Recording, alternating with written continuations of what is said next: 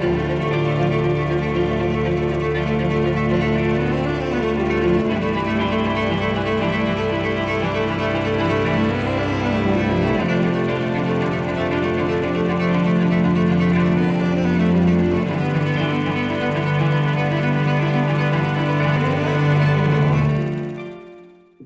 hello, Peter. Hello. So it's a pleasure to have you. And so first of all, maybe it's just a good place to start so that you give a brief introduction of yourself, like who you are, your work, and also just a tiny bit of your philosophy so that people are a bit aware of your context, but not too much because it can be dragged down a fair bit.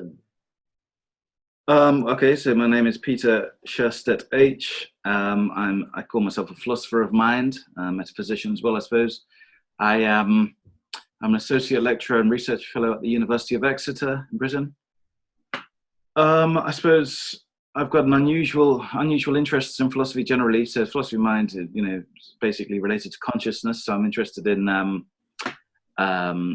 all aspects of consciousness studies, specifically altered states of consciousness via psychedelics, especially. And my PhD thesis was on panpsychism, the view that mind is ubiquitous in all things. And I've also got an interest in Nietzsche and nihilism and metaethics generally. So three very unpopular or sort of not very common likes. I'm born in Sweden, but my father's British. I live in Cornwall, which is in the southwest of Britain. Separate country, really, like Wales and Scotland, or at least some people say that. But it's it's a beautiful place. I live by the coast near Land's End, and at the moment I'm locked down here, so I can't escape. I'm jealous where you live because I see your Instagram pictures of like your daily walks. Is that like really close by, or do you have to walk a fair bit to get to those places? No, that's just outside the door, really. I've only one place to walk, so right. I live in a little village, and it's like by a mile from the sea. You can see the sea from the garden, but it's very pleasant. But at the same time, very poor, poor area. So right. Well, there's always a drawback. People are poor, but there's a lot of tourists, a lot of second home owners from London, so a strange mixture of poverty and opulence, really. Right. Okay, so something that I've been interesting, like thinking about, and I thought it would be interesting to ask, is that I remember once at some point, I remember reading or listening, you mentioning that you got into philosophy by actually Eastern philosophy. I believe that your father had some books. That's right. Right. Yeah. And then you tried to get into Eastern philosophy, but it wasn't available, so you kind of switched to Western philosophy. That's right. So I'm curious about what you found most interesting in Eastern philosophy and when you were younger, and how do you compare that to Western philosophy and how your views on it have changed over time? Yeah, so my father was an artist, oil painter, and he was generally interested in philosophy, as an amateur. And that, I suppose, that mostly got me into the field. And he had a book on Jnana yoga. I've got it somewhere here still. And I read that as a child, teenager, and found it fascinating. When I was a teenager, I didn't really know what I wanted to do at university. I was planning to become a rock star. Didn't work out. So I thought I had to study something. So I thought, okay, Eastern philosophy, then I'll do this. But it was hardly any courses on it, or no courses at the time in the late 90s. And so I thought, okay, Western philosophy, then I guess that must be similar. I assumed, I had no idea what it was. That's how I started. But then, I got really very much into it, immediately, really. What drew me to Eastern philosophy?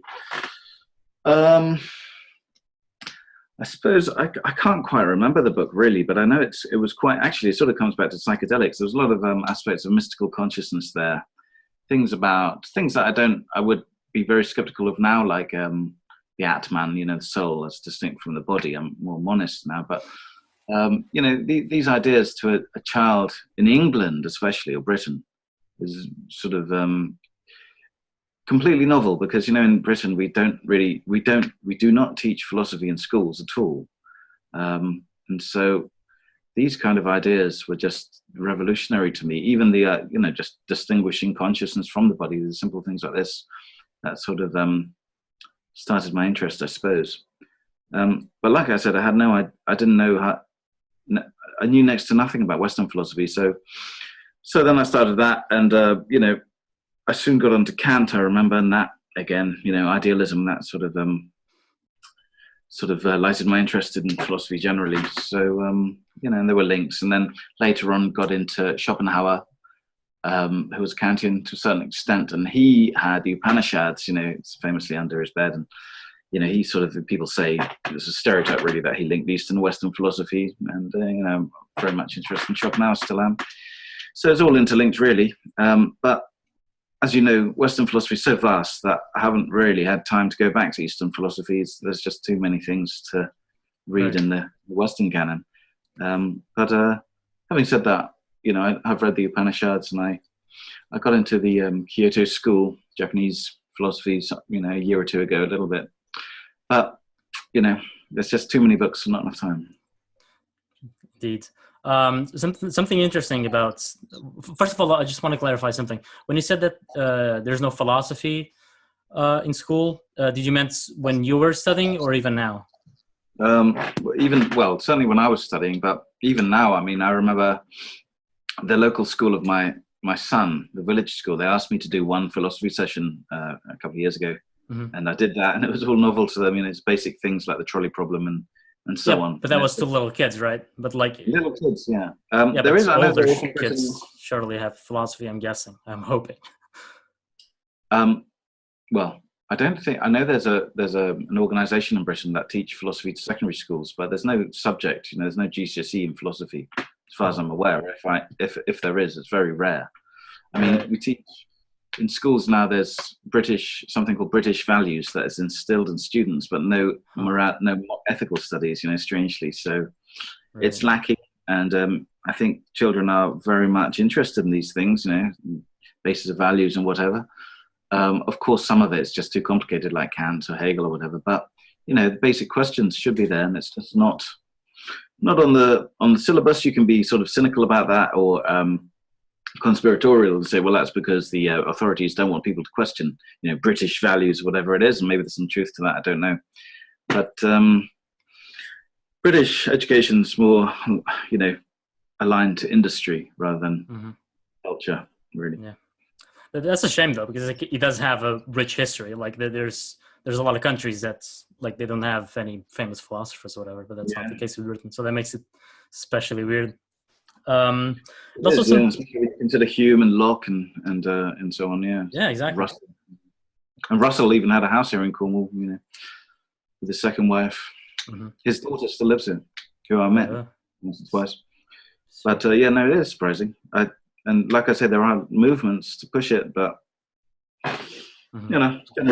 generally you start it at university. But then, of course, how do people know? Why would people choose it if they don't really know much about it? Right, exactly. That's always a problem.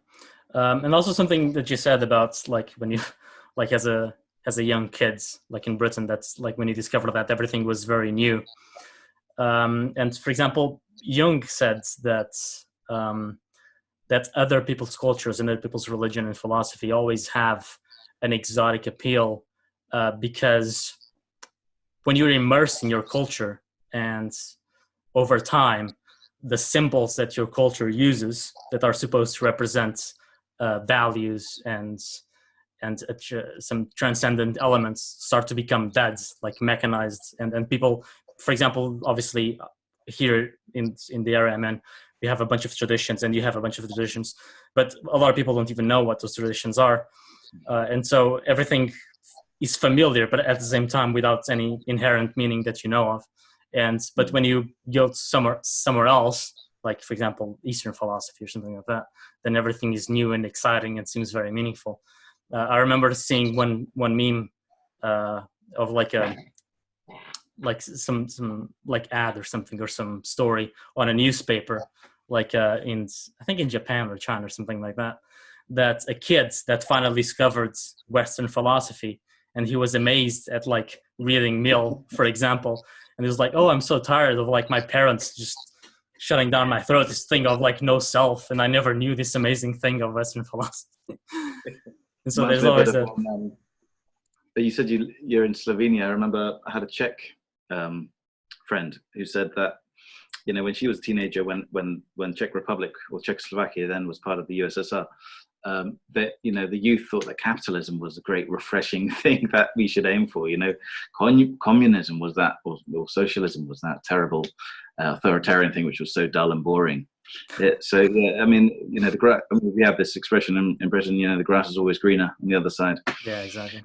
And yeah, it's not surprising, but I think especially with mind studies generally, I mean, it's the default view. This is how ideology works. You know, there's a default view that is never questioned. It's not as if, you know, you shouldn't question it. It's not a question in one's mind, and that's how ideologies operate. That's how they're successful, of course, and that's why comparing different cultures is always dangerous to the one culture. However, with the mind, you know, when you look at that, that tells you a lot about your own self. So I think it's intrinsically appealing, you know, whatever culture you're in, even if it's common to your own culture in the study of the mind. I think it's just basically it's a way of not just understanding the universe because of the relationship between mind and matter, but it's also a way of really becoming more self-conscious. In other words, you're really beginning to understand yourself more, because of course you are, one essential aspect of oneself is, you know, I'd say consciousness or the mind.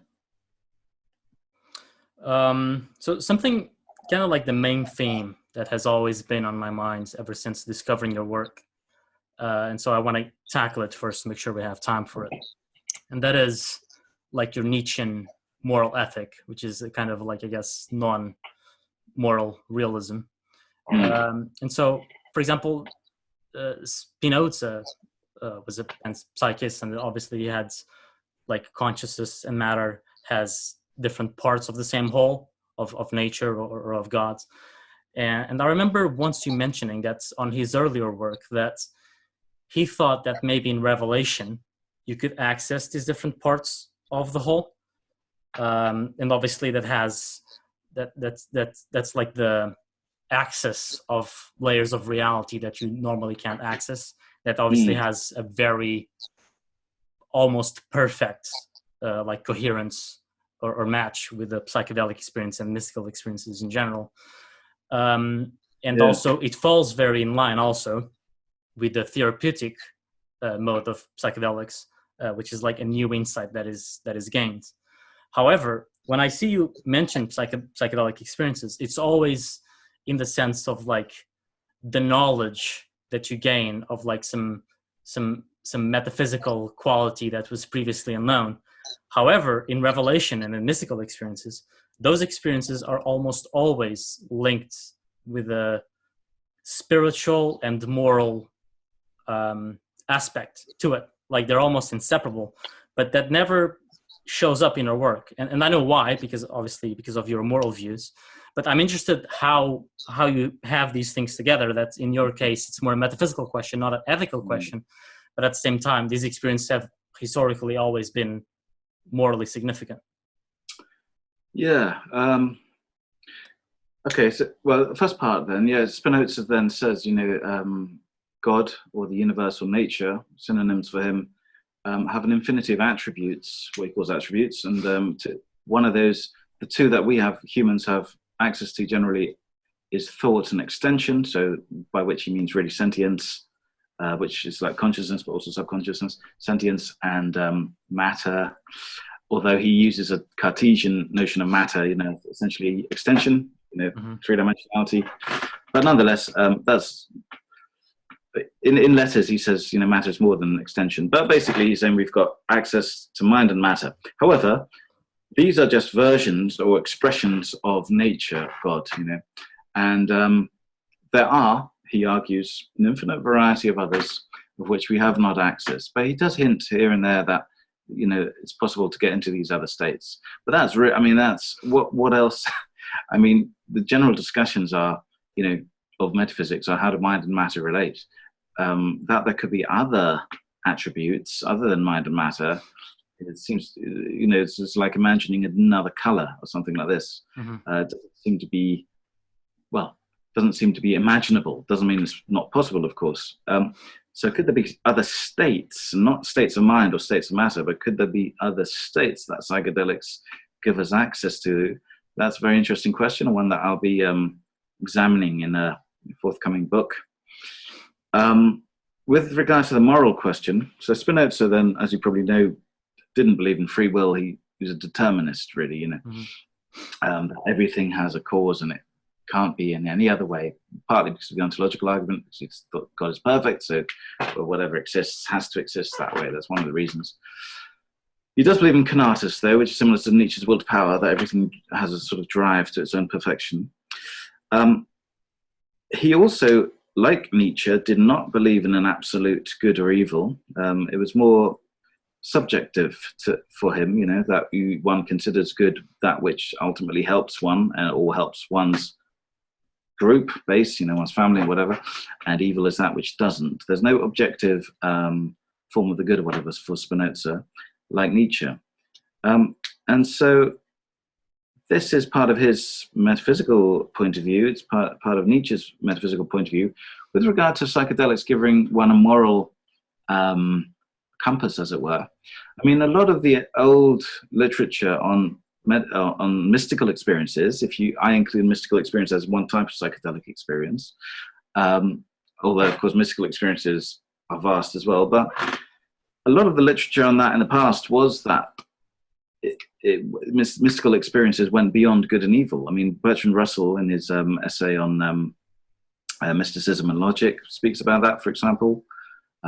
Octavio Paz, and it goes, I mean, R.C. Zena, who was a sort of scholar in Eastern mysticism, always spoke about the danger of psychedelics because they do take you out of this moral ideology of one's age, and thus they are dangerous. H.H. Price had a comeback to that, interestingly.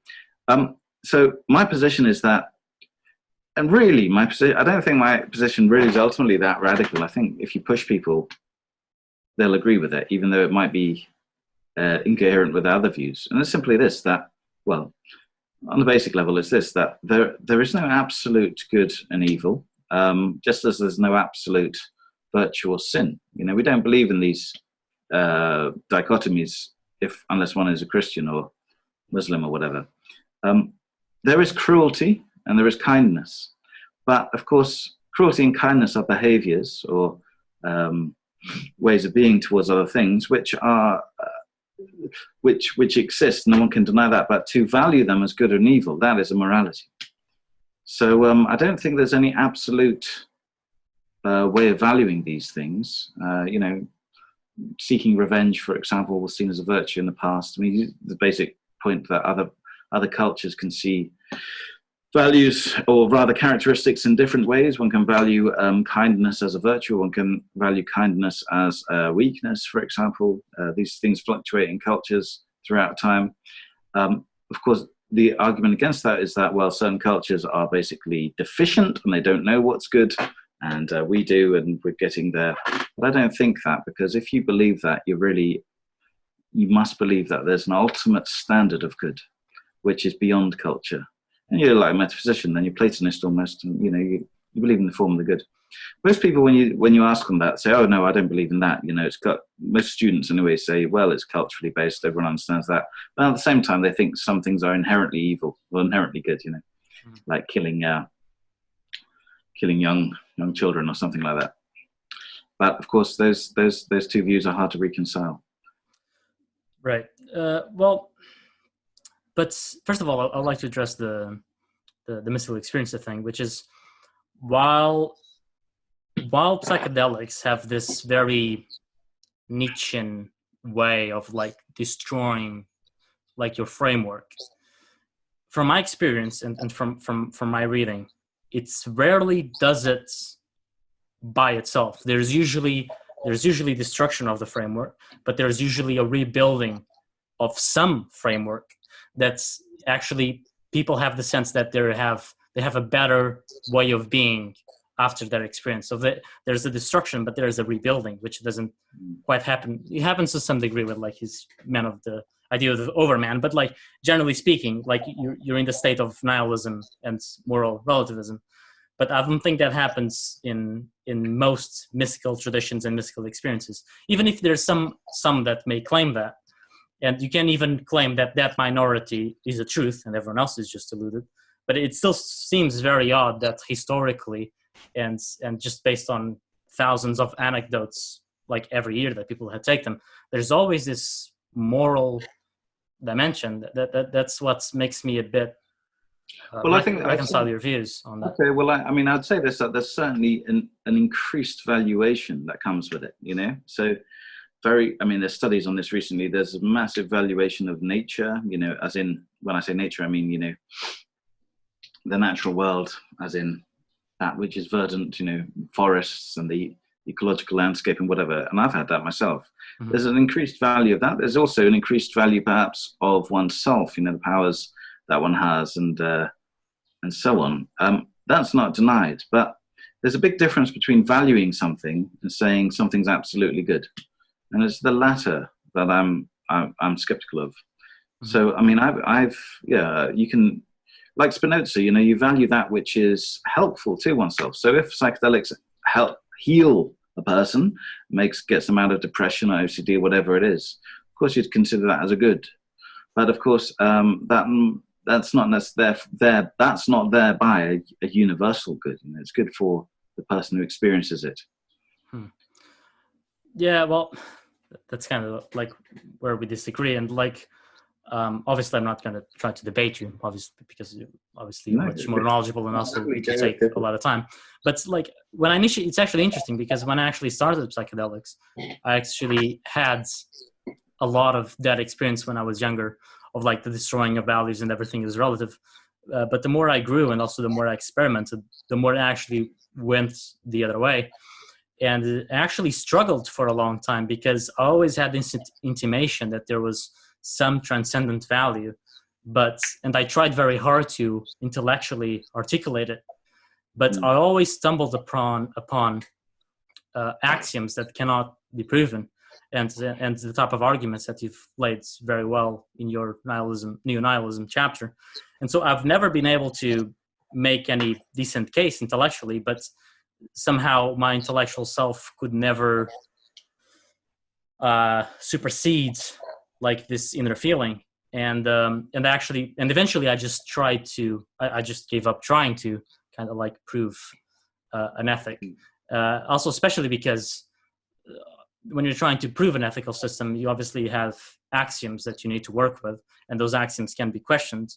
But also, so I understand your skepticism and I understand the position, but also another problem is that it's not clear where the skepticism should lie, if it's on an ethical system or if it's actually proving the axioms. Because if Russell and Whitehead, for example, couldn't even prove basic logic and they couldn't prove the very axioms of mathematics, then how can someone prove ethics, which is a lot more complicated and a lot less objective, a lot more objective. Sorry.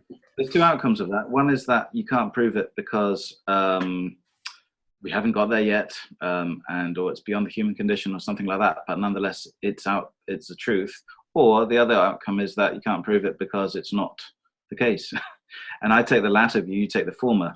And I understand your former. I understand the view that you're saying. It seems like, you know, to go back to mystical experience, like a noetic quality to a moral virtue. And I mean, I have this problem actually with aesthetics rather than morals. I don't feel this need to sort of install a moral good. I just don't feel it. It's just not part of me.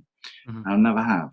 But I've got it with beauty. So I feel like I'm a Kantian in this sense. Kant says there is such a thing as objective beauty, although this is something that interrelates to the subject. But nonetheless, there's a certain taste is real, he says, essentially. And I feel that too. You know, you look at two paintings and you see that one is better than the other. One's more beautiful than the other, even if they have the same figure or whatever.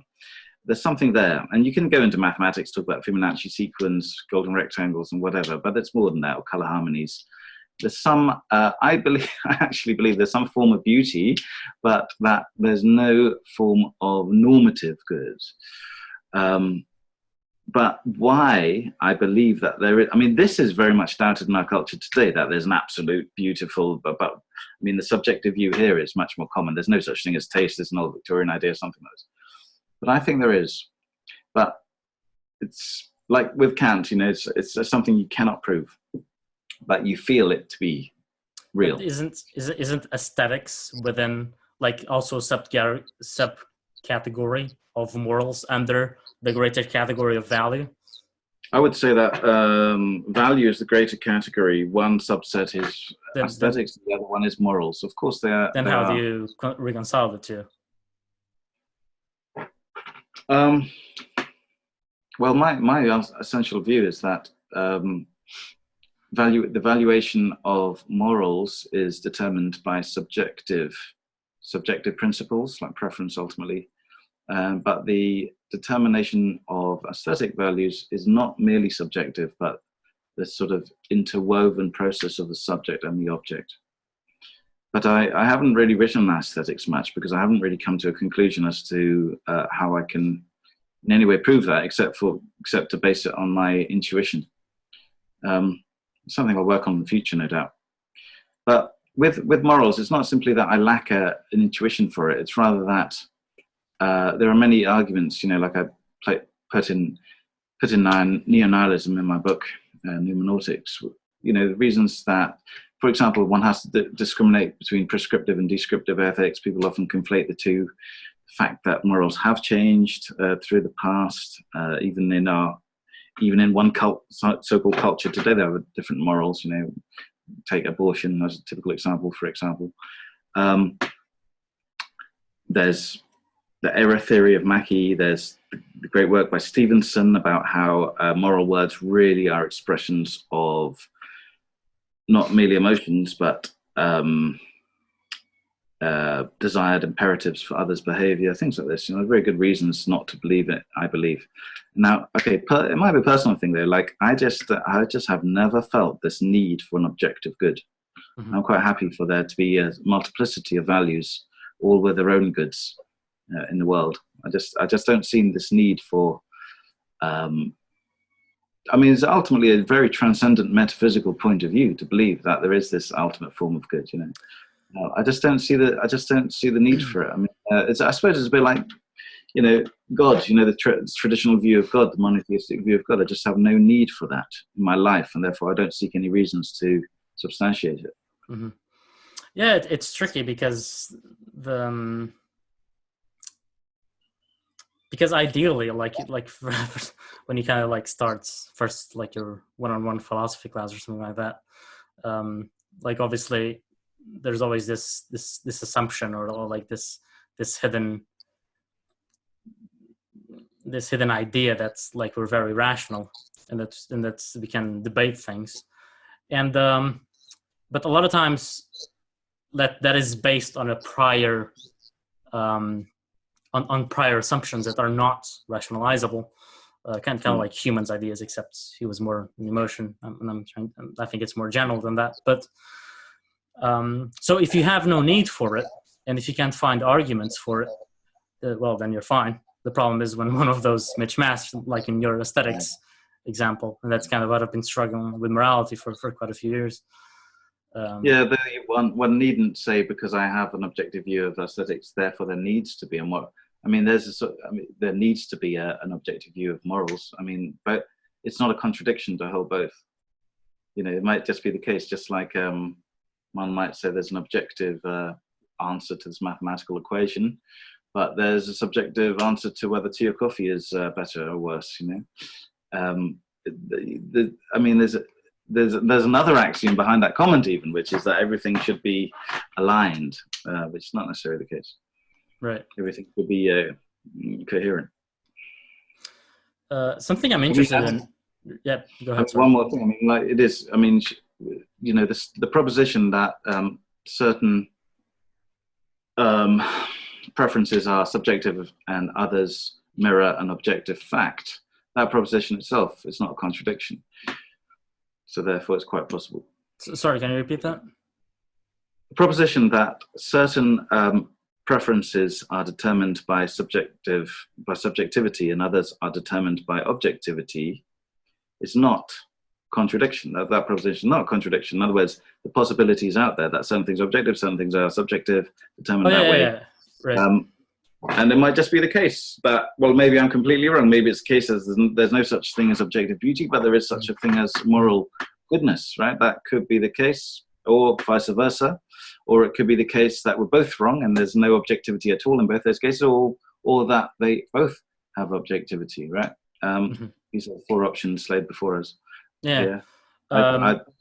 What I found, to me, the problem is more that they seem different aspects of the same phenomenon, which is values. So, but I understand what you're trying to say, but it's just that, it's determined by how you understand morality as a value, as opposed to beauty as a value. It's a linguistic issue to a certain extent, because if I say, for example, there's an aesthetic good, but there's not a moral good, and you say vice versa, this could be a linguistic issue in the sense that what you understand as a moral good might be different from what I understand by it. Right. And sometimes there are gray areas. Right. Just open the door so that the internet's hopefully it's a bit better. I'm a bit interested. I think I've heard you speak that you have tried salvia and DMT. Is that correct? Mm-hmm. And then DMT. Oh, okay. And if you're comfortable with it, I would like to hear your experiences, because I don't recall you making any detail about them. Yeah, well, I haven't done much DMT, and the 5-MeO DMT that I tried didn't seem to work, or at least it wasn't sort of in line with other experiences I've read of that, so that's to try again. But NN-DMT, standard one. I've tried. But Salvia Divinorum then, so my experience with that, well, I took a 20 times concentrate dose of it, smoked it. Can't remember the amount, but it was pretty heavy.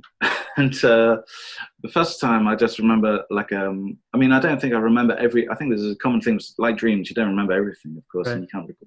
What I remember when I took a lower dose, there was a sort of a cylinder before me that was being pushed by these little laughing pixies, the standard elf kind of thing. And I just found it hilarious and so on. Anyway, the second time took a much higher dose, and I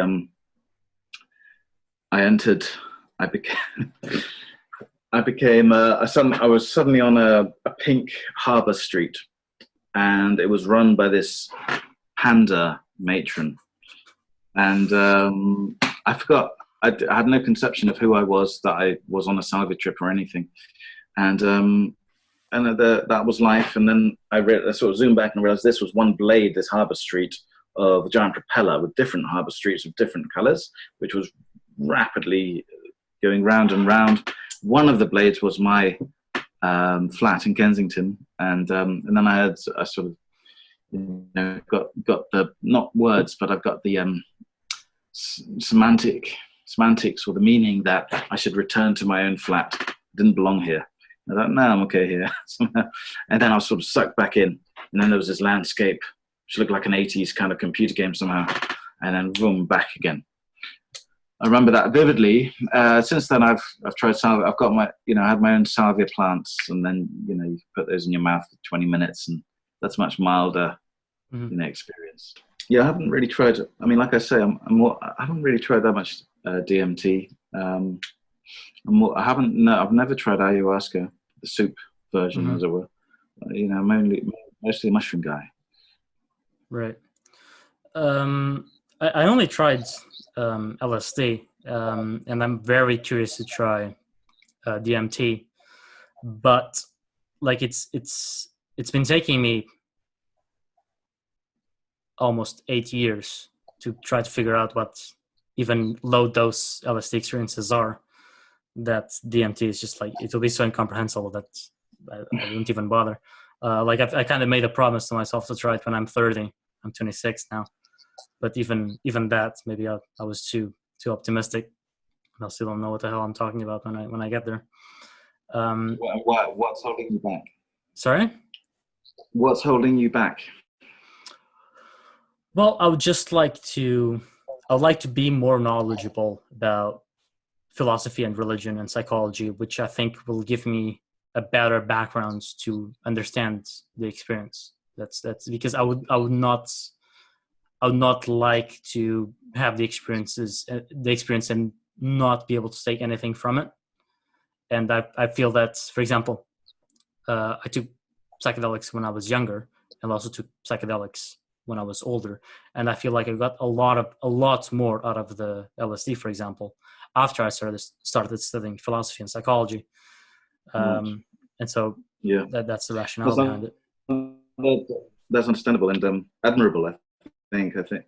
I mean, I treat psychedelics as something not at all recreational. I think there's a completely wrong approach to it. I think it should be respected, you know, and analyzed thoroughly, and no, not even taken too frequently. If you take them too frequently, they somehow lose their magic and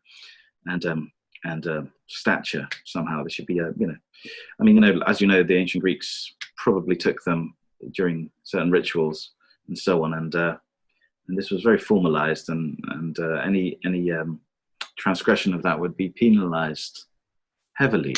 And this is the problem with psychedelics today. They're seen as either something that children or teenagers do as a recreation, which have no value, or they're criminal, even worse. You know? This is why it's hard to break out of that mindset. Oh, people are breaking out of it now, but it will take a while. Yeah, it's a shame how they're treated in our culture, and I do view them a lot that they should be viewed as almost a sacred thing, really, which is an odd word because of our secularization. But I think most people get an intimation of what that is when they try it, and it does involve some respect. But it's interesting, yeah, you say in a secular world, because you know, Schopenhauer said there's a metaphysical need in all humans. You know, even if we're not religious, ostensibly religious, as in Christian or whatever, there's still something. There seems to be some kind of strange drive pushing us in these directions. And in a secular world, or rather in a world where people don't take Christianity to be true anymore, at least in the West, generally speaking, in academia, psychedelics do provide this kind of metaphysical, they satiate this metaphysical need to a certain extent, and that can explain their interest in the 60s and again now. Why did they go out of interest? Probably because of the huge state suppression of them during the last 50 years. And the fear inculcated through the state, you know, that, like, you know, have you seen those American adverts with LSD and fried eggs? Yeah. Is your brain on LSD, like an egg frying crazily on a frying pan? Yeah, that's very typical of propaganda. Yeah, it's amazing propaganda, really, but it had a massive effect, and I think that's, you know, it's been very detrimental to the richness of people's lives. I mean, they do provide so much richness, just like music does, or whatever it may be, you know, a partner or sport or whatever it may be. It's another form of the richness of one's life, and in many cases it's the primal form of it. Right. So to deny that to people, especially in a secular world, is cruelty instilled upon us. This drive that you mentioned, that's actually a big thing for me, because I've always been like a hardcore like atheist / materialist when I was younger. Until psychedelics happened. And after I got that drive, especially more towards religion, and religion or religious things, we can put it. What I've actually been trying to do is actually kind of reverse engineer like religion, spirituality, and that metaphysical drive, and kind of reverse engineer it back to psychology. But for one, it's very difficult, and two, there's certain things which I'm not even sure if that's possible, because they're too symbolic and too complicated, and there's a reason why they have been described in narrative form. And when you kind of try to put it all nicely in like a philosophical argument, like it's not very easy to do. It takes a while. My route was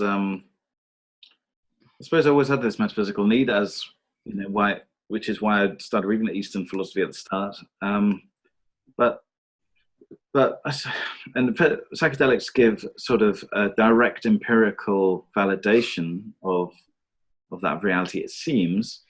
But I suppose it's the history of philosophy. Really, it was my big route out of that common materialistic atheist dogma, ultimately, that especially young 20-year-old males share in the West. I think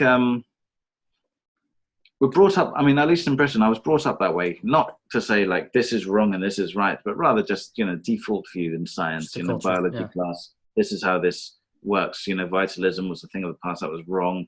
People used to believe in God designed the species, but that's wrong because of natural selection. I mean, it's a kind, again, it's a form of ideology, which is just works best when it's not questioned. Even teachers didn't realize what they were doing. I mean, this is sort of, it's like the banking system, it's highly fraudulent, but you can't blame any particular person. This is just how the system works. So my route was to look at the history as to why that became an ideology, and essentially that's really the history of materialism or physicalism. It always comes to this cul-de-sac, this huge problem, which is, in modern times called the high problem of consciousness, but it's had other names. It's really part of Leibniz's mill even, which is that you cannot explain mind through matter, what we understand matter to be. This is a sign that our whole cosmology is wrong. This is symptomatic.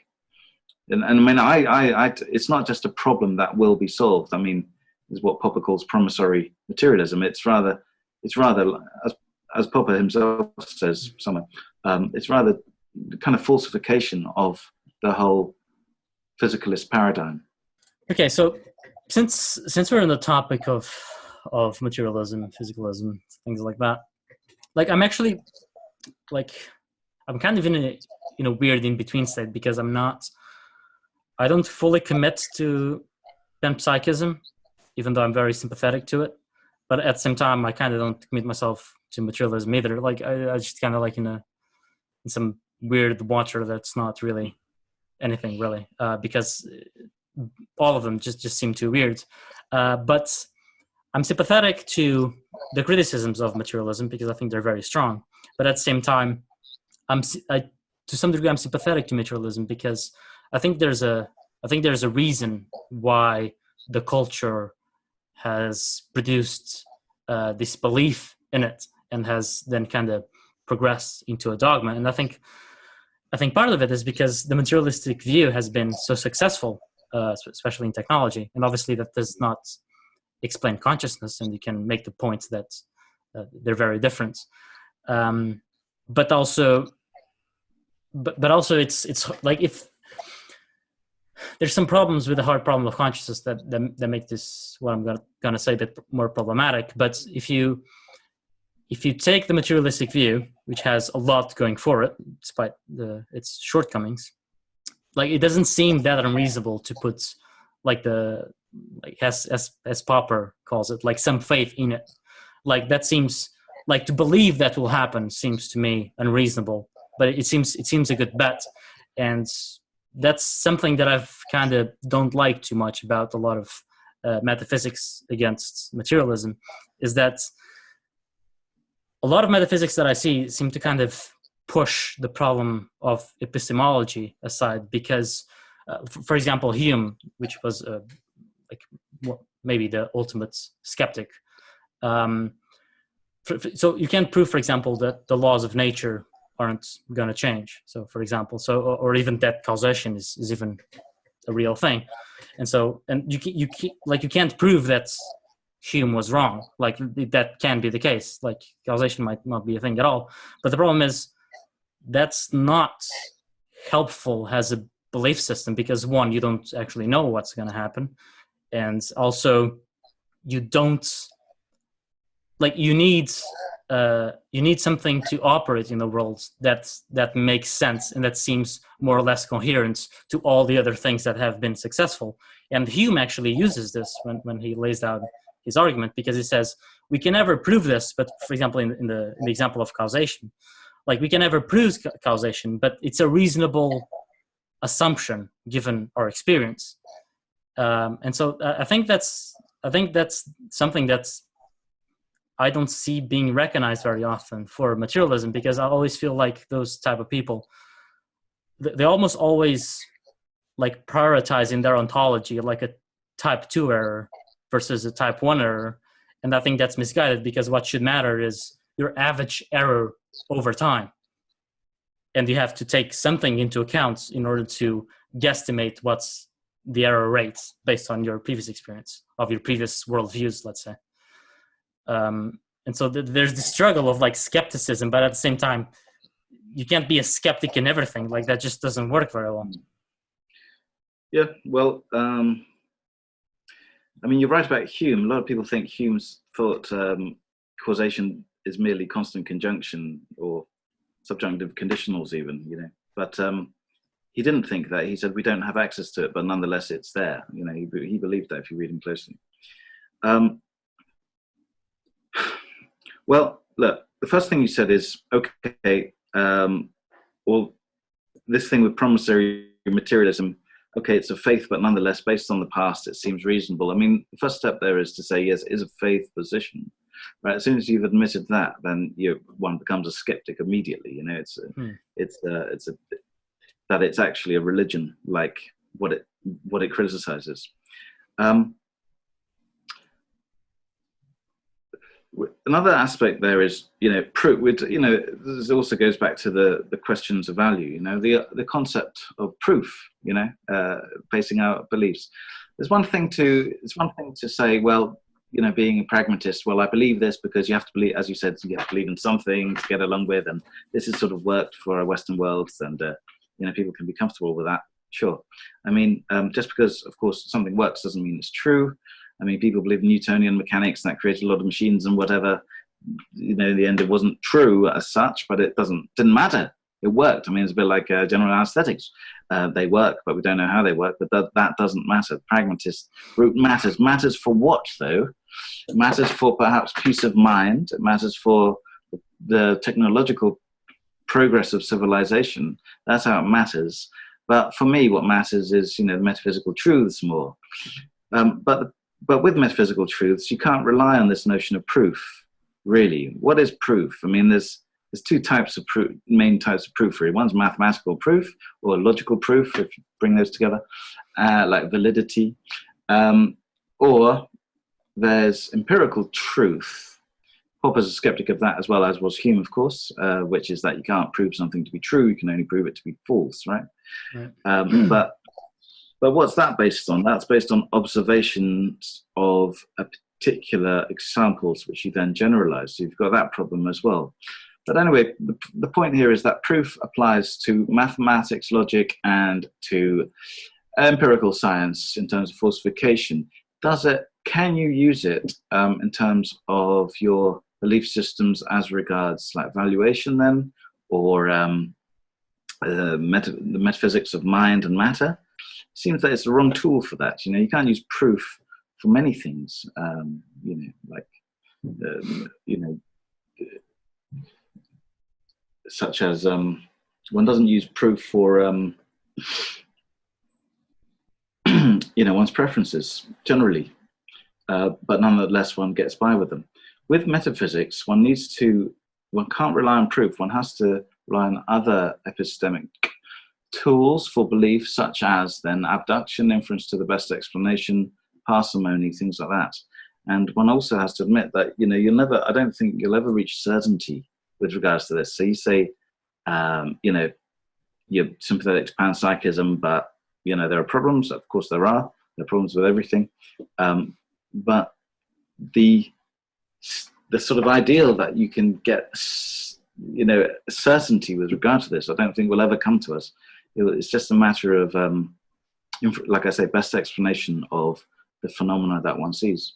But exactly because of that lack of certainty, I think that's exactly actually what gives some argument for materialism. Because, for example, obviously, I think I'm a big admirer of Thomas Kuhn. I'm not sure exactly how to pronounce it, but the principles of the structure of scientific revolutions. And he has been very influential in our culture, and I think not influential enough. But I think a lot of people, when they think about a paradigm shift, it's not only that the paradigm was wrong. So, for example, it's not only that Newton was replaced by Einstein and Newton was wrong. Exactly, because we can never have absolute truth. The value is that Newton was closer to whatever truth it is than Aristotle mechanics were, for example. I think that's what matters, and I think that's what gives some validity to materialism, is because we can already accept the uncertainty that we'll never get it, but we're probably closer to getting it, and the process to which we're closer to getting it resembles a certain worldview, and then that gives more power to that worldview, in my opinion. Well, okay, maybe, but I mean, one can't talk about probability unless one knows all the variables, and one doesn't. So, and also you can take an example like, the sort of progress of cosmology from Newtonianism to relativity.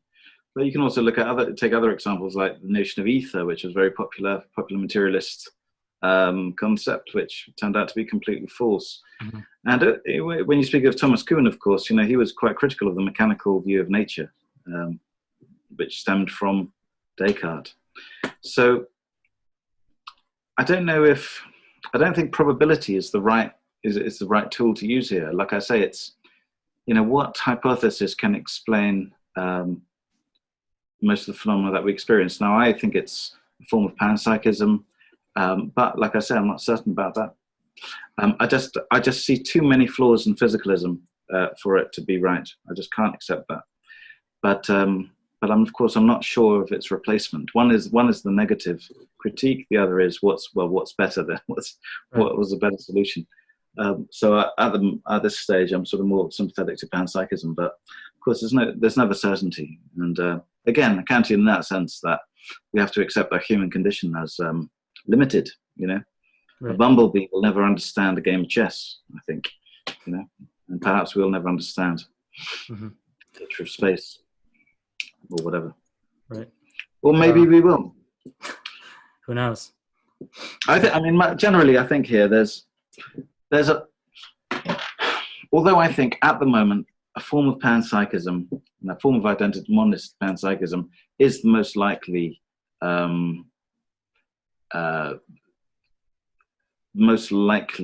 variant of what's actually the truth, if you dare say that word. I accept that there is a factor in these discussions of which everyone is oblivious. I think there's a huge factor that we're missing, a bit like in the past when there was like a pandemic in the medieval times, this factor of like viruses, for example, just wasn't known at all, or bacteria, whatever it might have been in microorganisms. If you think virus is an organism, that's another question. But nonetheless, there was a huge factor which then explained these pandemics. I think today there is something missing. I don't, for that very reason, know what it is. But perhaps the future, a few hundred years, there'll be something discovered which becomes a crucial factor in this relation between mind and matter. Personally, I think, and this is going back to panpsychist monism again, that it's to do with the abstraction of matter. I think we understand only what we call matter really is not a concrete thing. When we get to know matter more and more, it will become more akin to mind, thus becoming a monism. But then again, this is, again, a kind of promissory panpsychism, I guess. But the fact of the matter is no one agrees and no one knows, and we have to be humbled and accept that. Right.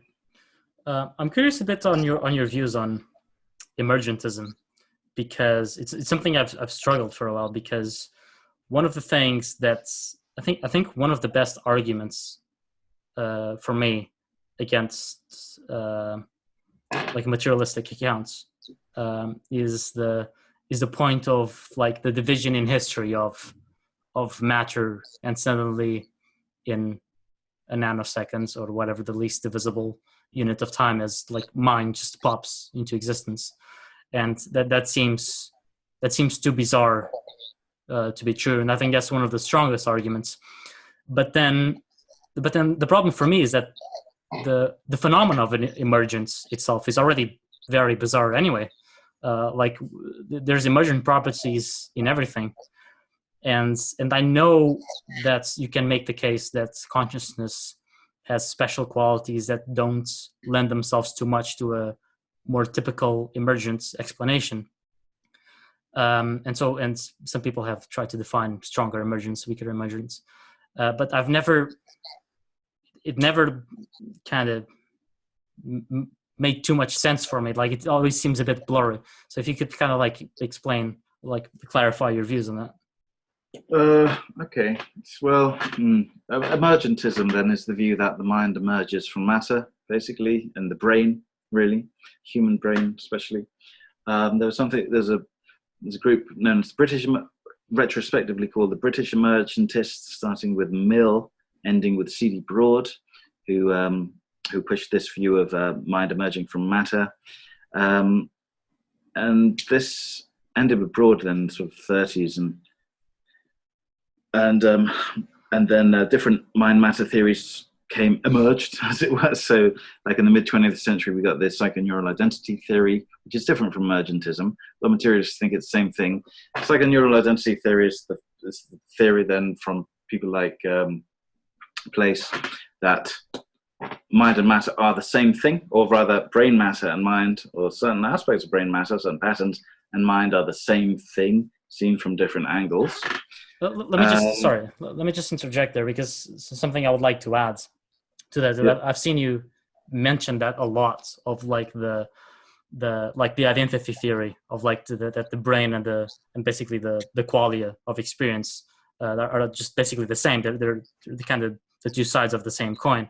And then I've seen you argue that cannot be true, because obviously there's some there can be some subjective feeling that differs in their physical organization that doesn't share that. Is that am I interpreting your argument correctly? There are various arguments against it, although at the same time I am a panpsychist identity theorist, so it gets complicated. But essentially, one of the problems with this identity theory, that mind and brain matter were the same thing, is multiple realization, if that's what you're referring to. So that's that.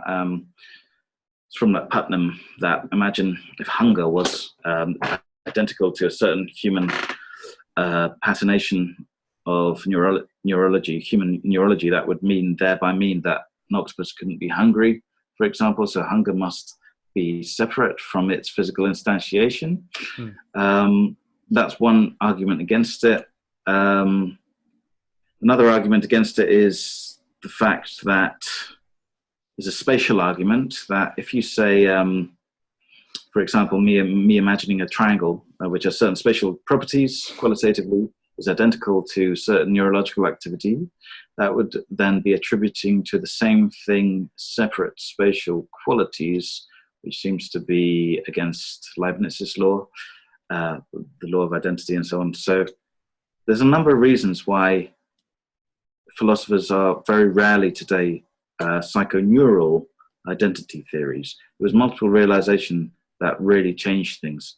And that changed that, and then people became functionalist immediately after that, which is that a mental state's really just a function of the brain, which kind of depends how you define it, but that's kind of a version of emergentism. In the 1970s, emergentism became the de facto view, according to Jae-Gwon Kim, at least, who was a great philosopher of mind who just died. And so the analogy of emergentism is something like this. Like John Searle, for example, against Leibniz's mill. It's something like this, that, Leibniz's mill is matter can't be mind, because if you imagine a giant brain like a mill, a factory, you walk into it and you see levers and pulleys and whatever operating, you nowhere see perception, you know where a mental state, really, like an emotion. Therefore, you cannot know the mind through matter. Now, Searle said, well, this is a bit like zooming into water, and you see all the molecules moving, whatever. Nowhere from that can you see liquidity, wetness. But nonetheless, we know that liquidity emerges from these micro constituents. The problem with that, of course, is that I'd say it's a disanalogy, because you can understand how liquidity emerges from micromolecules moving by simply zooming out. You see the wetness from one stance, you observe it, and you see these molecules moving from another stance of spatial organization, right, from distance, basically. Whereas with the mind, it's very different matter, because you can't, let's say, you're thinking about the color purple, right? You can't zoom into that purple and see synapses firing between neurons, whatever, right? It's a very different. It's a very different relation, in my view. So you can't just simply use analogies of emergence found in physics or the natural world to explain this. It's different. It's a different relation. Secondly, there's this, as Jae-Gwon Kim again emphasizes, even though he was essentially an emergentist, because he says, well, I can't think of a better option. But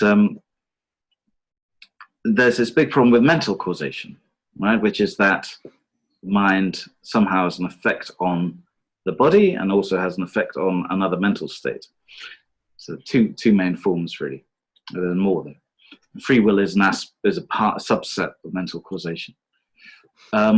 The problem there is, if mind emerges from matter, if there's some kind of supervenience, how does that which emerges then, have a downward causation effect on the body? Why is this a problem? Well, and this is, if you take this to be the main standard materialist view today, you have there another problem for materialism, mental causation. So there's two ways. I mean, Jae-Gwon Kim says we have to accept mental causation as real. To think that one's, hard study of Hegel, or one's mathematical calculations, or one's plans for the day, or one's desire for beer, or whatever it may be, has no effect upon the world, that one's conscious intelligence has no effect upon the world, is something that should be ruled out. Therefore, we must accept mental causation. The question is, how does that fit into an emergentist framework? It doesn't, he says. This remains a massive problem. Another route one can take is epiphenomenalism, from Aldous Huxley's grandfather, which is that, well, mental states don't have an effect on the brain, or on the body generally, or upon the world. They are epiphenomena. They are after effects, like the steam coming from a locomotive engine. But the problem with that, of course, is then, one problem with it is this evolutionary argument that Popper speaks about, but goes back to Bradley and some others. Bradley, 20th century, which is that if mentality, the evolutionary argument is, if mentality, the mind, has no effect at all upon the body, the brain, the body, and the world around it, then why did it evolve? And not only in humans, why did it evolve in presumably all species, or all, at least, complex species, mammals at least, to say, and why did it evolve, and why has it not become obsolete? Is it a spandrel? I mean, certain things do evolve and without any direct purpose.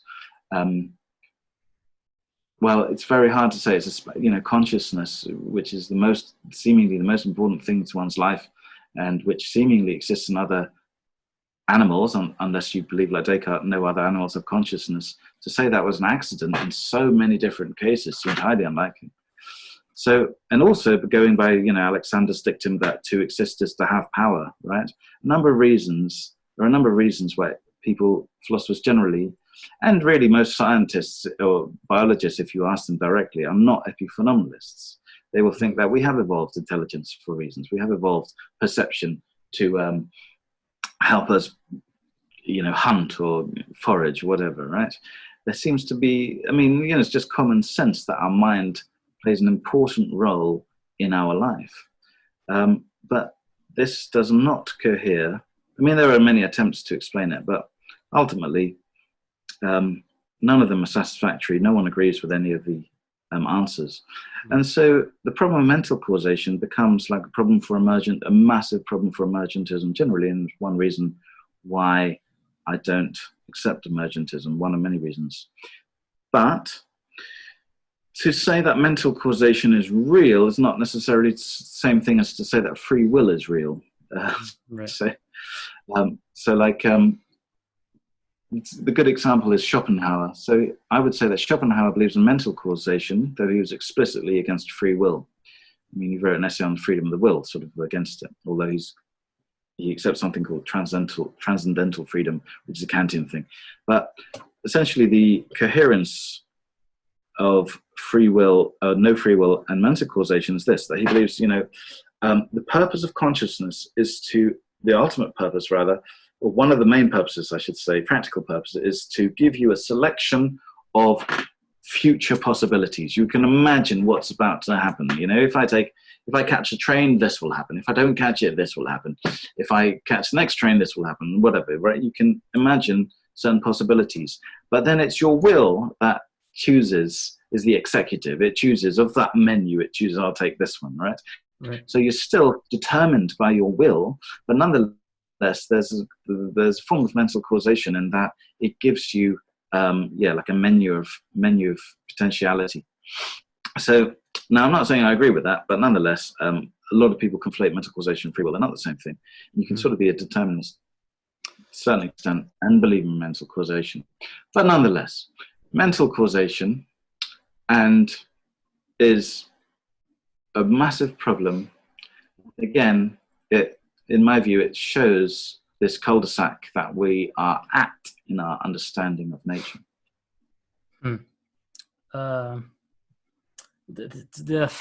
Some of the aspects that's about emergentism and about arising properties that then can downward affect. I need to think that through because it's a bit complicated. And I'll have to there's a classical example of the whirlpool, that there's an emergent property of molecules within the water, but then it has a downward causation. It pulls all the molecules with it. Right. That's one example, analogy used. But again, like I say, this is it's very dangerous to get into arguments by analogy, because you can always pick an example which would be an analogy, but you can pick another example which would not be an analogy. And it's not proof and it's not empirical. It's a dangerous way to argue. I mean, analogies generally, the good use of analogy is to exemplify your point. Again, Schopenhauer was master at this. But to prove a point is not really the remit of analogy. Right. Well, it's very similar, like thought experiences, is it? Because it's more like to make you understand the point. A lot of times, also to kind of manifest your intuitions, and then you can debate that. But kind of like the analogy or the thought experiment kind of like makes the aspect salient. Yeah, exactly. It's a method of exemplification. Yeah. Right. But often it's used as a argument, an ontological, to make an ontological point, which is problematic. I have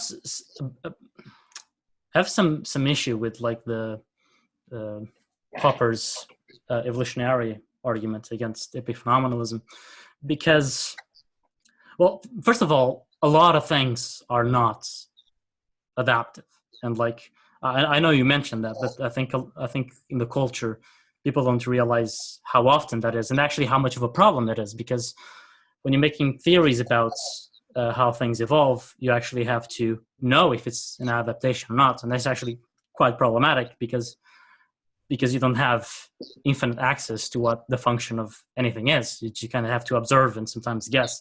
So that's a very tricky problem. And then the other thing is that I'm not sure if the fact that it evolved several times, that it's an argument of like almost chance, because the way it ought to work, at least with the philosophy against who you're arguing against, would be that consciousness runs parallel with the physical properties of the brain, but and they argue that it's not causal, but it still emerges from a property of the brain that has to that exists to interact with the environment on a specific way.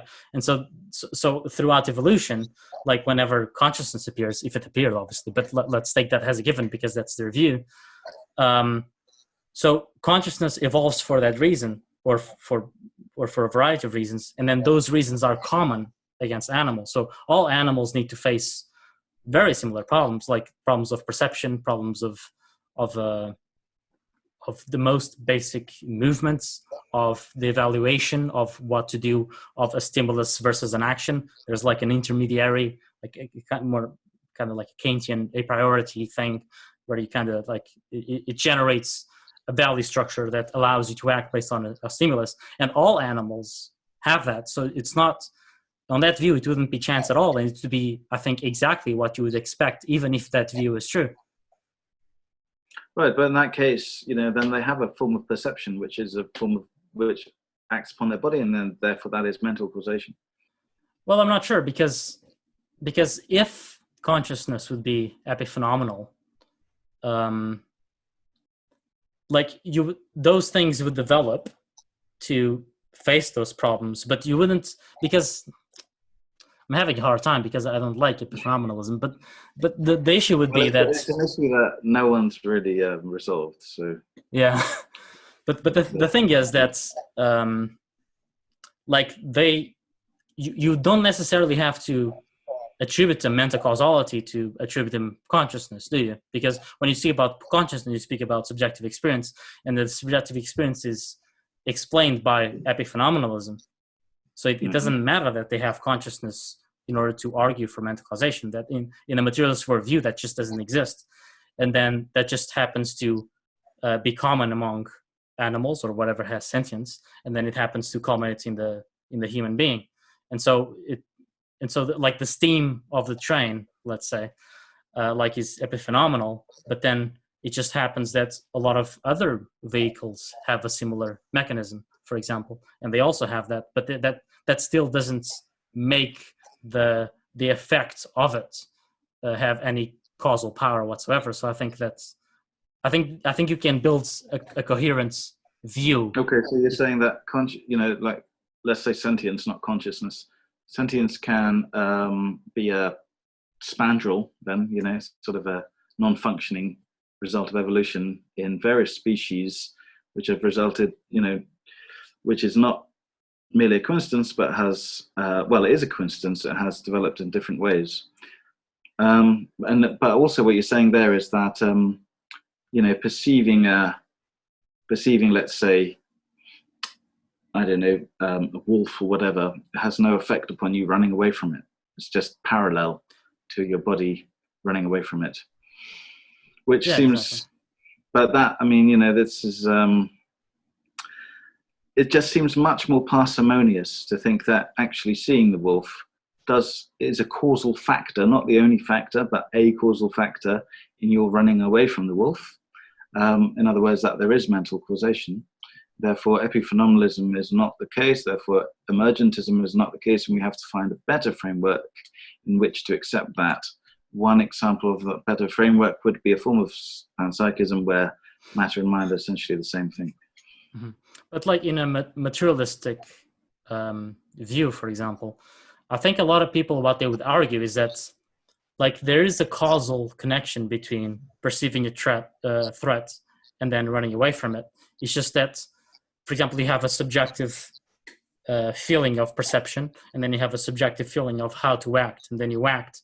But neither what they would argue, I think, is that neither of them are caused by your subjective experience. So, like, for example, you can build a machine that responds to things a certain way, and then if emergence is true, which obviously has its problems and you don't agree with it, but if it was, like, that whole process would still appear, and they would have the subjective experience of it, but there will still be no causal connection. So I think that could happen, no? Well, that's the epiphenomenalist view, but I'm saying basically what you're saying is that an organism could be like a robot, right? And it could simply recognize a threat, and that would then cause an automated response, which would be fleeing or whatever, right? Mm-hmm.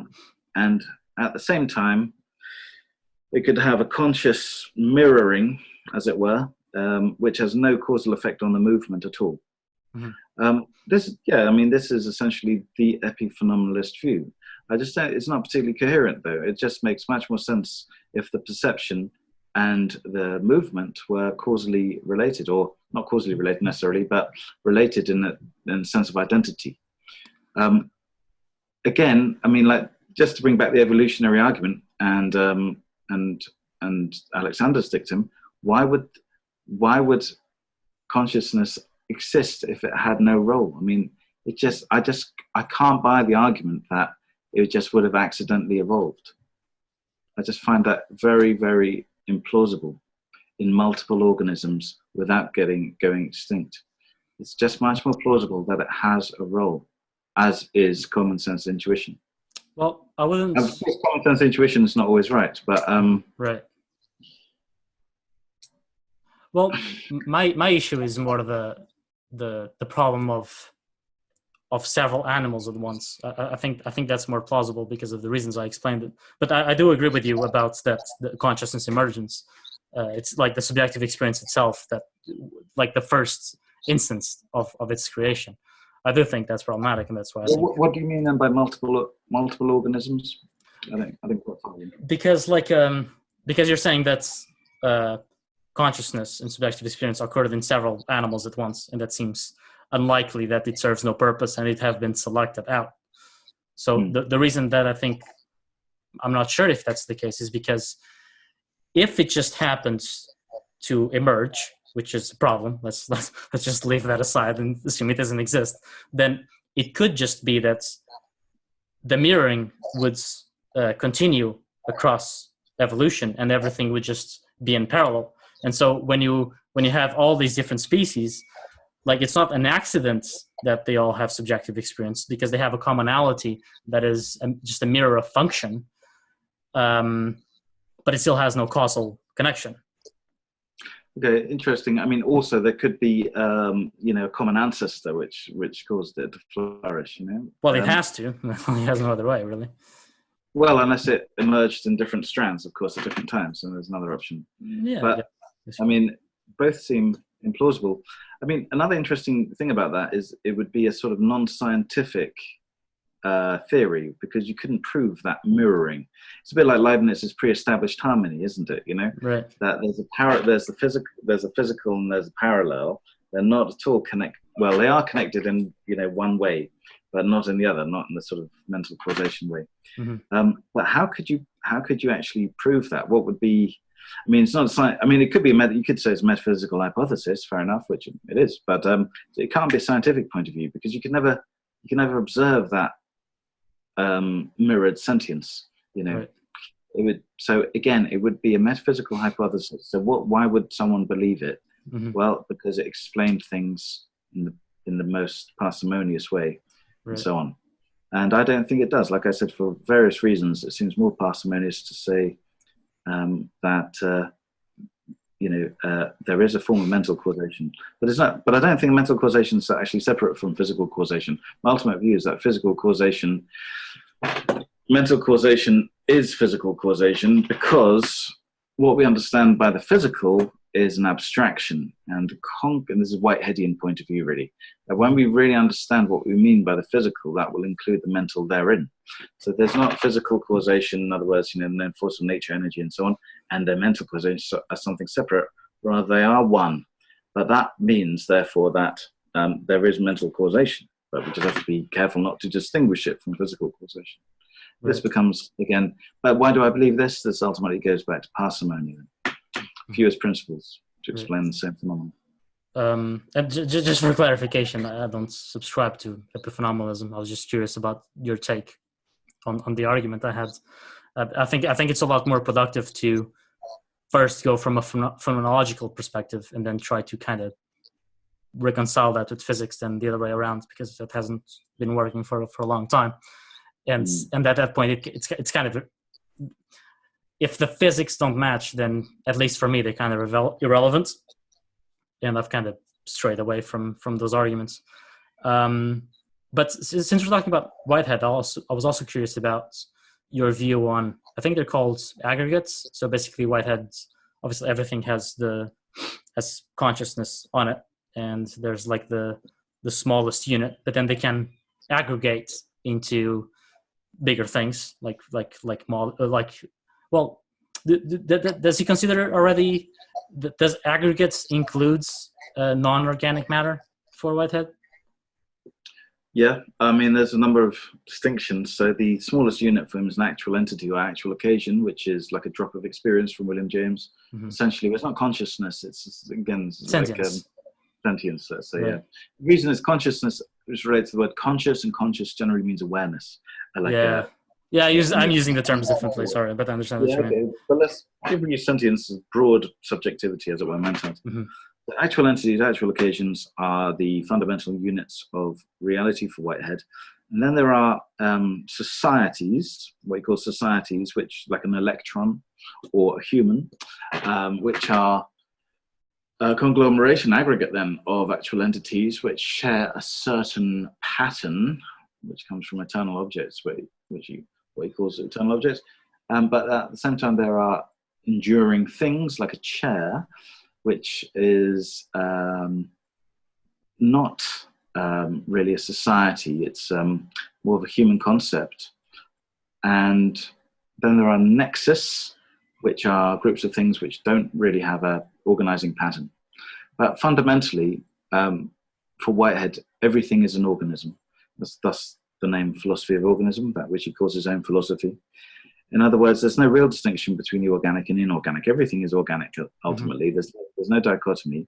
But there are enduring things, such as chairs, are aggregates. So he's not saying that although an actual entity has its own experiential point of view, as it were, a chair doesn't. It's a collection of actual entities that don't have a unified subjectivity.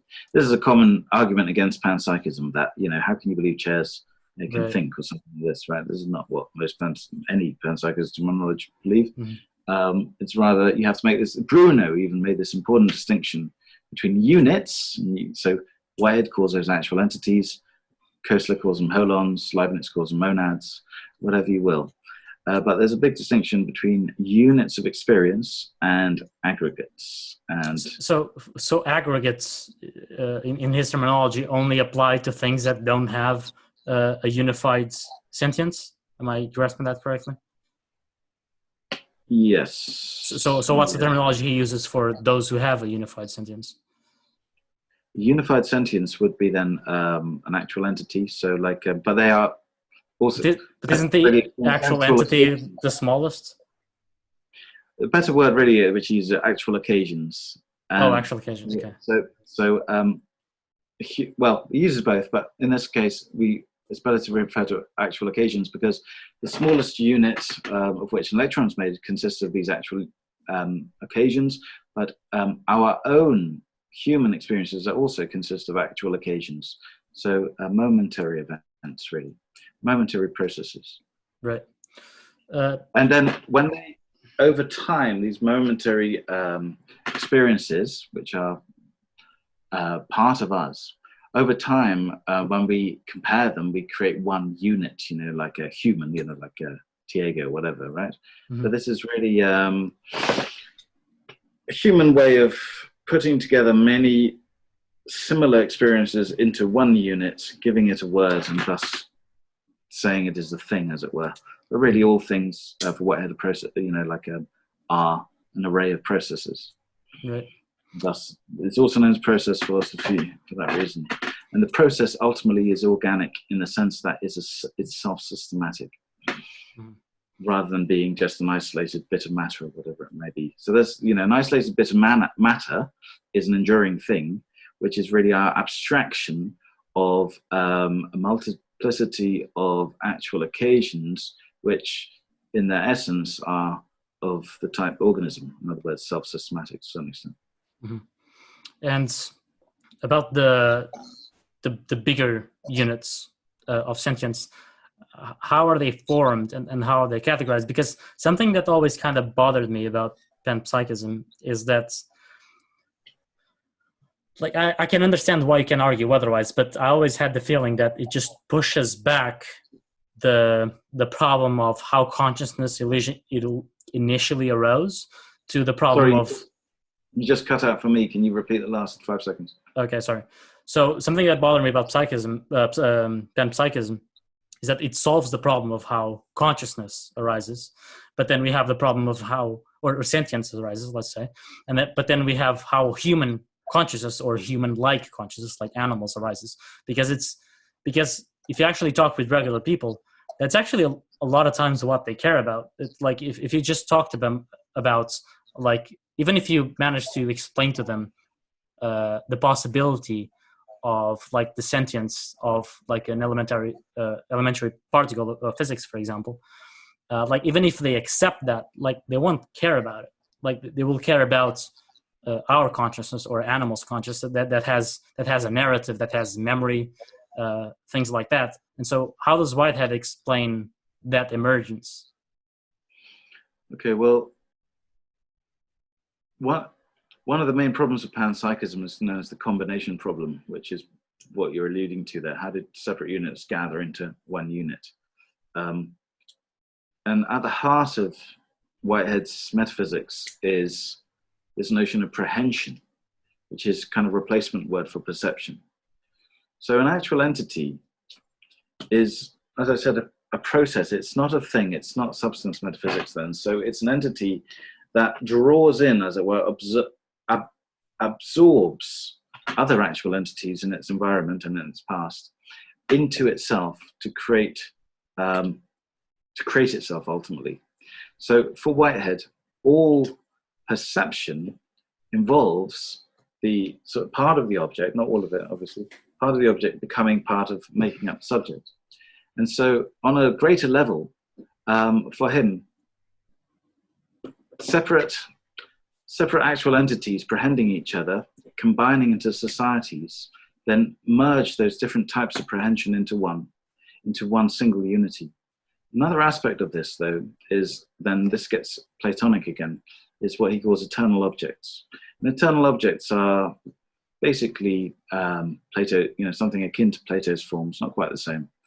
He also calls them potentialities, but they're eternal because they are outside of time and space, outside of this world. In other words, they are like forms in this sense.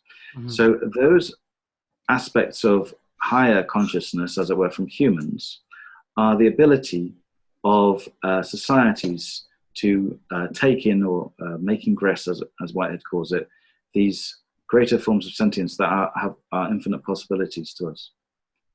But of course, this depends on, if you believe this to be true, you have to accept this notion of eternal objects. And of course, this is for a lot of people very hard to accept this. Again, ultimately Platonism. Right. And the interesting thing with Whitehead is he doesn't really substantiate them at all. He just, his philosophy is called speculative metaphysics, by which he means, if you assume these things, if you speculate these things to be true, then it explains a lot of problems down the line. Mm-hmm. Bertrand Russell, his student, was much, much better at explaining something akin to these he calls universals. And he explains why he believed them to have an ontological status. But that's huge, like literature going back 2,000 years, all the medieval literature regarding nominalism as opposed to universal realism. Mm-hmm. But Whitehead takes the universal realist viewpoint, and as such, the explanation of how these things can combine is that they are able to make ingress these greater, higher forms of eternal objects. But like even explaining the process to which the separate instances of sentience gets combined into something, unless I missed something, that doesn't explain the emergence of properties within that unit. It just explains how they come together, but they can come together without having anything new. You mean how does it explain a new mental property? Is that what you mean? Yeah, exactly. Well, ultimately, yeah, it depends on this notion of ingression that he has. But the problem of combination is also a problem for anyone. When you say how do things combine, ultimately you're talking about. What do you really mean by that? You're talking about like atoms connecting or something like this. But how do we know exactly how that happens? I mean, this is an infinite regress problem that we can never really explain. We say, well, because it happens because of this force, because of the weak nuclear force or whatever, you know. But what explains that? I mean, ultimately, you have to come to a point where you say, well, that's just reality as it is. And ultimately, with Whitehead, that's his point as well. Well, you have to just accept that this ingression is part of reality. Right. And also in psychedelics, it's very common to have these jumps in consciousness. So that seem very sympathetic towards Whitehead metaphysics and ontology. Is that something you subscribe to? I mean, we're getting into very speculative metaphysics here, but there's two ways in which I think that psychedelic philosophy can sort of show Whiteheadian metaphysics in an amplified light, which is like in two ways, really. First of all, with prehensions then. So Whitehead's got these two forms of general perception. One's called perception in the mode of presentational immediacy. One's perception in the mode of causal efficacy. So presentational immediacy then is like the general consciousness, I think, perception we have of the world, like in terms of colors and shapes and sounds and whatever. But against Hume, Whitehead says there's this causal efficacy perception as well, which is then the prehension, really, of objects. In other words, the light from the sun, for example, that enters your eyes, that becomes part of you. So the part of the sun, part of the perception of you. And this is generally masked by our presentational immediacy and our conceptualization. Everything, sun there, you know, and human here. These are somehow separate things, but there's a representation of the sun in my mind. But under psychedelics, it's often a case, you know, like I say, psychedelic experience is vast, but it's often the case that you will feel a greater identification with an object that you are looking at, right? And so, like, I mean, typical example is in Aldous Huxley's Doors of Perception, where he talks about the bamboo legs, you know, that he's looking at his bamboo legs, and he sort of, these become part of him. He feels like these become part of him, or rather, he becomes part of it. And the separation between subject and object is lost to some extent. That's a very interesting, and I've had it myself, you know, you're looking at a specific, remember, a leaf, looking at a leaf and sort of becoming, as it were, part of that. Now, how does one explain that insight, as it were, or intuition? Well, one can just say that it's some form of hallucination, or one can say that it somehow this normal form of perception as presentational immediacy is lost, and this causal efficacy is amplified somehow. So this primal form of perception is then heightened. And another way in which Whitehead philosophy can be seen in psychedelic experiences through the eternal objects. I mean, there are an infinite number then of eternal objects, and in our everyday lives, we have access to, you know, the colors that we see, the sounds that we see, and the frequencies that humans are are available to humans. And we should always make a distinction between like light frequencies and sound frequencies with the qualia that they are, because the qualia are not necessarily linked to the frequencies. In other words, you know, you could see there's no logical reason why you can't see airwaves as color and light waves as sound, you know, as synesthetics. They're not wrong, thus showing the independence of qualia to physical frequencies. Not to mention the fact that you can also see colors without the physical frequencies, like in imagination, dreams, and they're correlated rather to the neural correlates rather than the physical frequencies and whatnot. But nonetheless, if we then take these qualia to be an aspect of eternal objects, it seems that we suddenly we can gain access to other, you know, forms of qualia that we don't normally have access to in prosaic life. In other words, alien forms of consciousness. Why psychedelics allow for this, I do not know. But nonetheless, they seemingly do. Creating synesthesia, but also augmenting our, as it were, palette of qualia. Also, there's other aspects of it, like I've had experiences of ultimate beauty. Sort of, it's almost, when you see a beautiful flower or something, you can appreciate it, but you're never quite satiated. Somehow, you always want more, right? With psychedelics, I've had forms of ultimate satisfaction of beauty. It's like the achievement, the climax, as it were. Mm-hmm. Now, this proves nothing, of course, but the ultimate point here is simply that these experiences can be better explained through a metaphysic that is perhaps more pan-experientialist, more Whiteheadian than others. Mm-hmm. But at this level, we're only speculating. I'm not saying this is how it is. I'm just saying that this makes sense of it from this angle. Right, and just to confirm, so when you're saying that these different forms of sentience can be potentially altered, do you mean, like, I'm not sure how to articulate it, but like, do you feel a shared identity with the sentience you're perceiving? Like, is it specific to like the flower that you're seeing, or is it more a mental thing? So, for example, you're in your couch and you feel like a flower.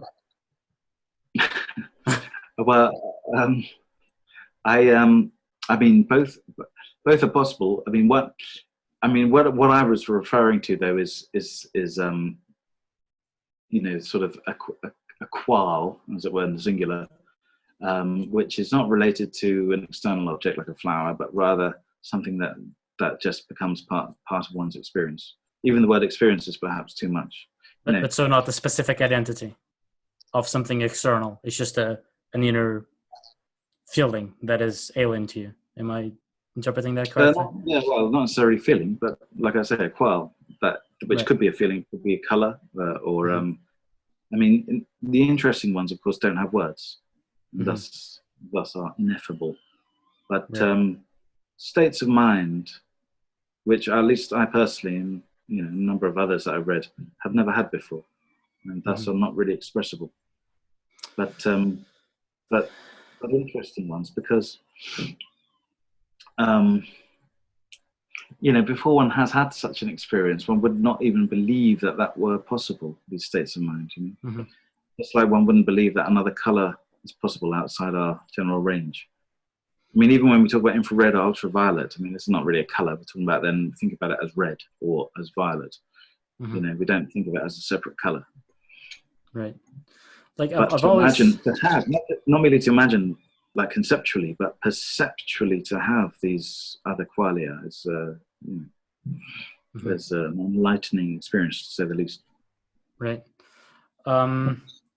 Something that I've always intrigued me about psychedelics was more of the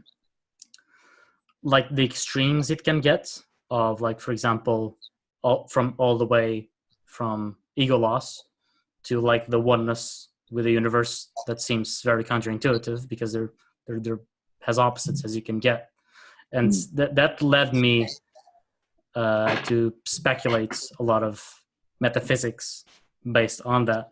But something that I've kind of, after some other reading, I've kind of shied away from metaphysics, and that kind of has influenced me into being a bit skeptical of metaphysics, in part because of this example, which is, for example, the peak experience of psychedelics and mystical experiences. Something that seems to be very similar to is the Prajna of like Buddhism. It's like the mystical experience of enlightenment. Sometimes they call it understanding, and the way they usually described traditionally is like the two main practices are meditation, which is like the return to the center, so it's like a specialization, and then there's like contemplation, which is the opposite, which comes from temple, the gods. So you're like almost broadening your understanding to be ever more inclusive, and prajna would be the shift between those two. And so the peak of meditation, because you're going more and more down, you have more and more features and you have more transparency, you end up, I believe, in ego loss, and that explains the experience. And if you go the opposite way, you get more gestalts and you get more opacity, and that explains why you feel oneness, because it's the end result if you did that process forever. And that's something that I've been trying to do, is like getting these mystical things and trying to make them have some sense that isn't purely metaphysical, even though I'm not denying anything metaphysical. But those types of experiences are interesting, in part because I never had them, those in that specific term, and also because they seem almost random in a sense, because like it's so alien for you, for your normal subjective experience, that it barely has a link to begin with, unlike the ego lost in the oneness, which has some resemblance to states that you can experience without drugs or even without the mystical experiences, because people who practice these things have them all the time. Even if they don't have the peak of it, they approximate it. But there seems to be a path to it. But if you feel like a plant, like there's just no path. It's just so random. And that seems, that's some of the things that intrigue me the most. I find them very hard to make sense of. Well, I don't know about that, but certainly they throw up all these questions, the experience. I'd say one thing about physics and metaphysics, though. I mean, like, there is no non-metaphysical point of view, really. I mean, even physics is a form of metaphysics, because I mean, materialism is a form of metaphysics. Why? Because they believe in, for example, laws of nature, constants, which are metaphysical by their very nature, right? So they're not actually physical. Believe in the past and the future, they're not really physical, and so on and so forth. So it's all, everything is metaphysics, right? Every belief, every cosmology is a form of metaphysics. And again, it's ideology to say that, you know, today we're outside of it. It's not impossible. But once one realizes that, one gets rid of any axioms, definite dogmatic axioms, and one can then investigate more freely, at least. But, you know, under one, I mean, one of the keys to philosophy, as you know, is that one should become conscious of the axioms one is using. You know, this is quite difficult because, well, they're assumptions, you know, but thought based on assumptions that you would never question. This is something, again, that psychedelics can bring up. Anyway, no, hold on.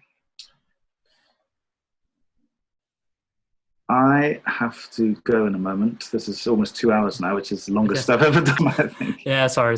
But That's all right. But I was about to end it now because I'm trying to be considered of your time. Right. Sorry, yeah. So yeah, let's wrap it up then.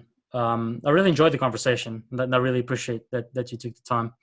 And likewise, yeah. I wish I could continue it. It's just that I've just locked up my children in the broom cupboard, and they're banging to get out. Yeah, I know that feeling. That happens all the time.